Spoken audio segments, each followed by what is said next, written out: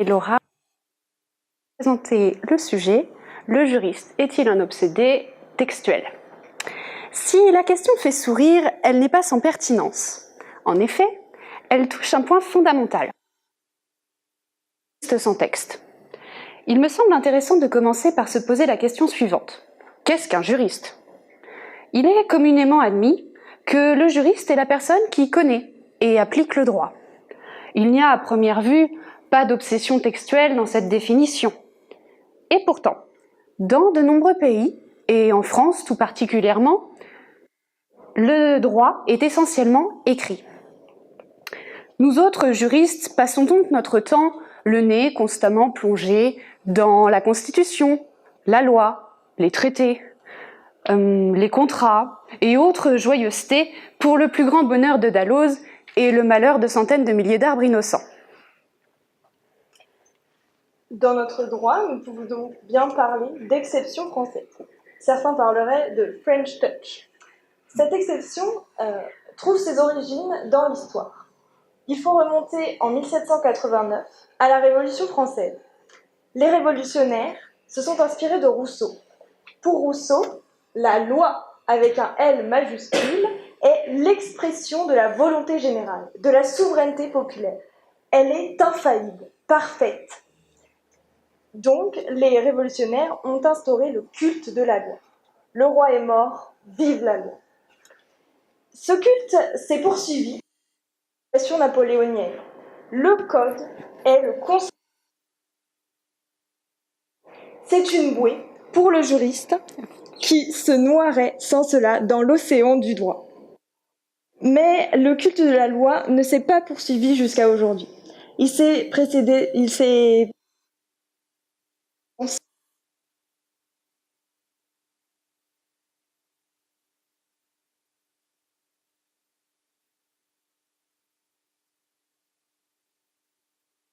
prôné, notamment par la décision du Conseil constitutionnel du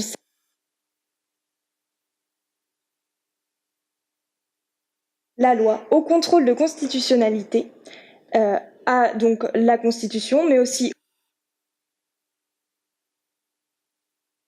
des droits de l'homme et du citoyen et au préambule de la Constitution de 1946. Pour bien comprendre l'obsession du juriste vis-à-vis des textes, prenons l'exemple d'un étudiant fraîchement sorti du lycée pour qui la connaissance du droit se limite au visionnage scrupuleux de tous les épisodes de Scandale et d'Alice Nevers. Cet étudiant donc qui frétille d'impatience à l'idée de pouvoir s'exclamer un jour « Objection, votre honneur !»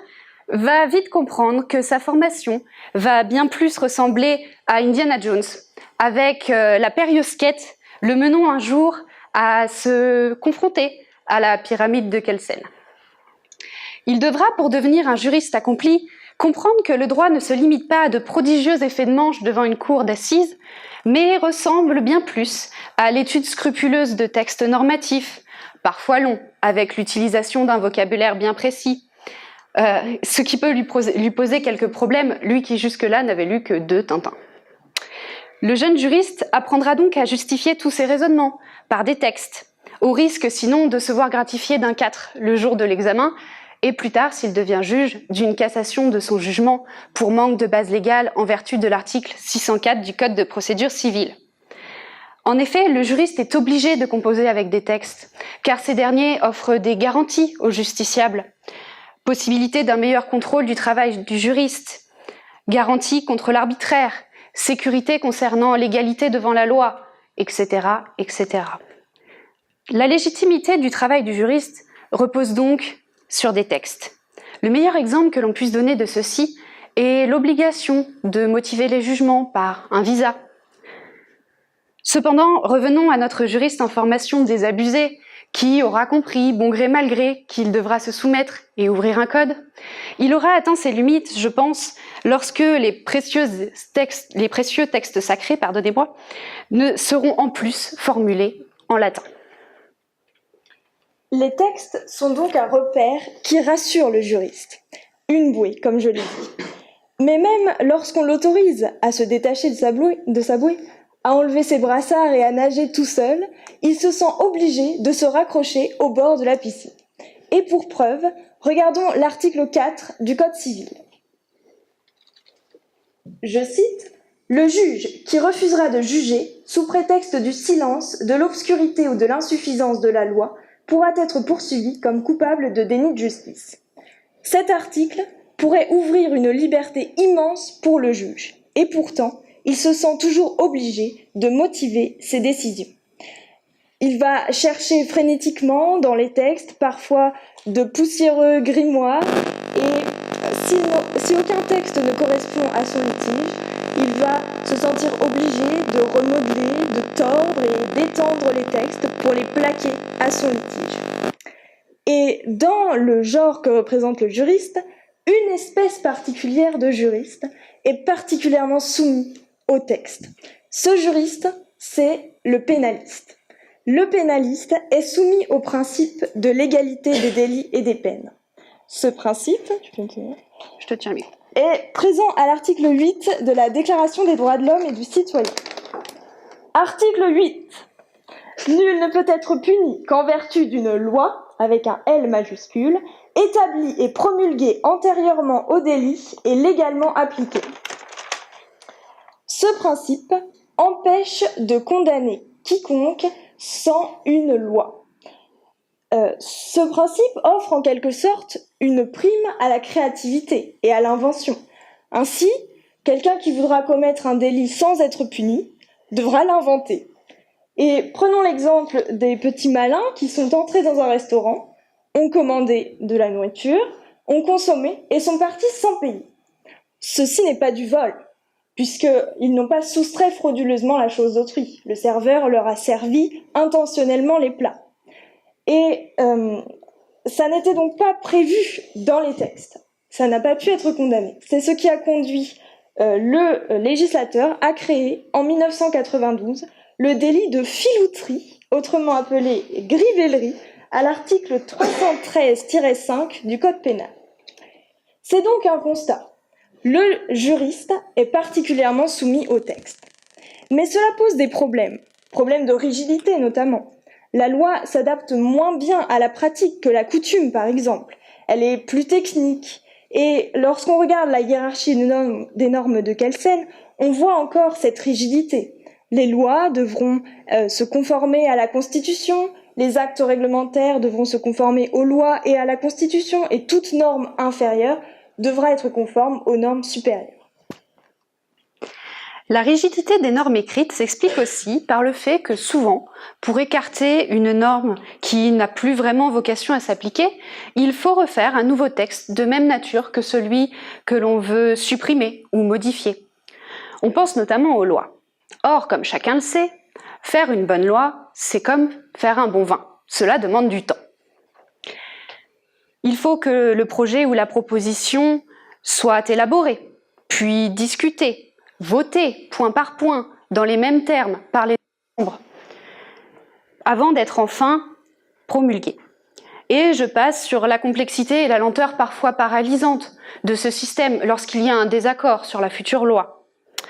Alors évidemment, il s'agit là du problème majeur de la démocratie, et il n'est absolument pas question ici de faire l'éloge d'une dictature, mais bien de montrer que le travail du juriste est forcément impacté négativement par la lenteur de cette machine.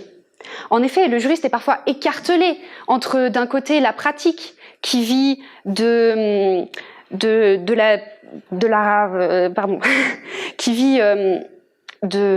l'instant, oui voilà, de l'instant, de la rapidité, et de l'autre, la nécessité d'attendre qu'une loi soit promulguée pour régler le problème au fond. Alors, à l'inverse, le juriste est parfois confronté à des textes de droit positif qui ne correspondent plus à la réalité de terrain parce qu'ils sont désuets ou inutiles.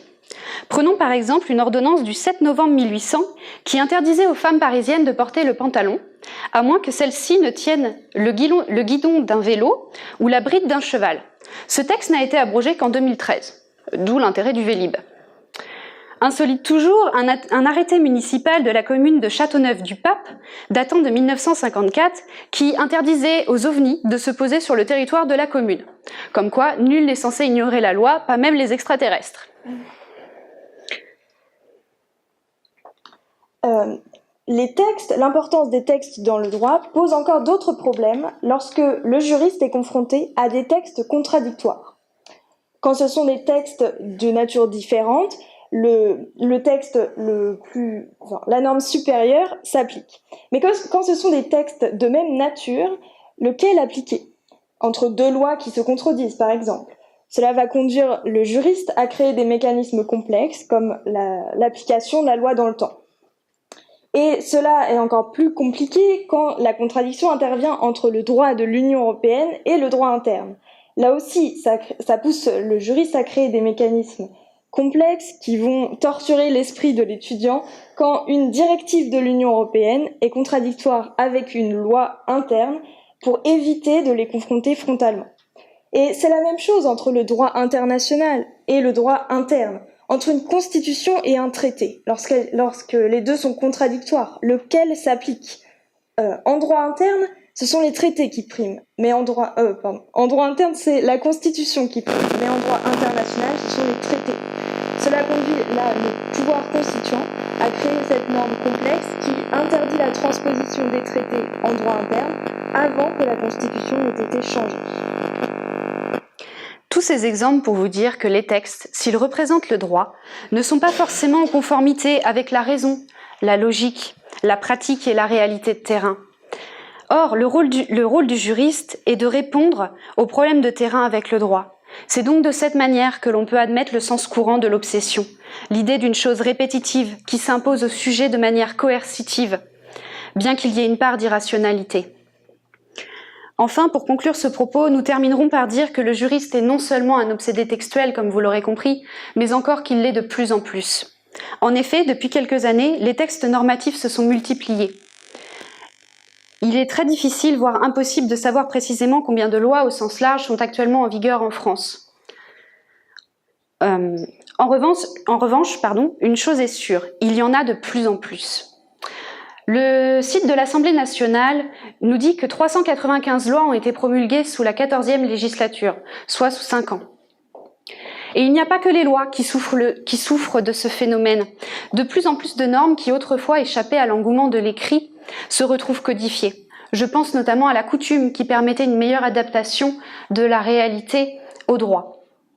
Il est complètement illusoire que l'adage qui dispose que nul n'est censé ignorer la loi puisse être respecté. En effet, personne ne connaît toute la loi, pas même le plus studieux des juristes.